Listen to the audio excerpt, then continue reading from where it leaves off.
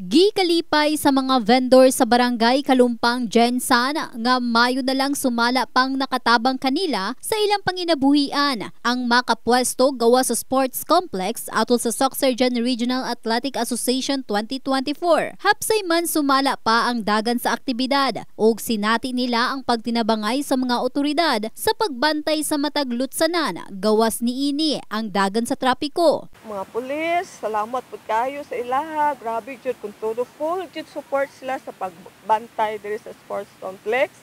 Mga gwardiya, tanod uban, mga naapoy guardian.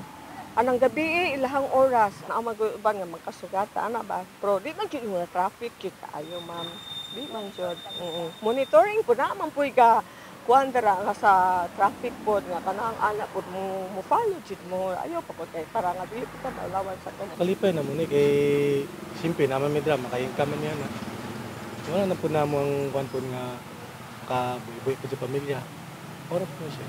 Na may mga naga kuan pod mga plaza ng mga gwardiya, mga guardians nga kuan sa gobyerno.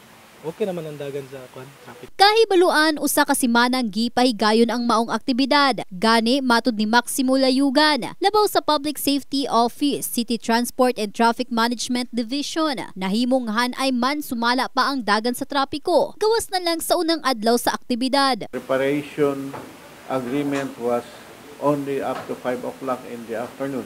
After 5, wala na kaming deployment ng traffic, so hindi natin na preparahan na mga laro pa nung after 5 o'clock. So doon yun, nang ano is medyo masikip lang kasi alam mo tong area doon is may kasikipan talaga yung kalsada.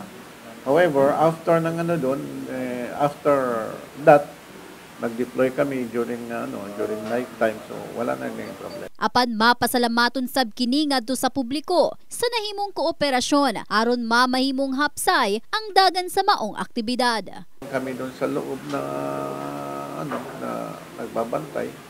Pero lang ang sa amin is din sa mga kanto-kanto doon sa may labas ng mga kalsada doon.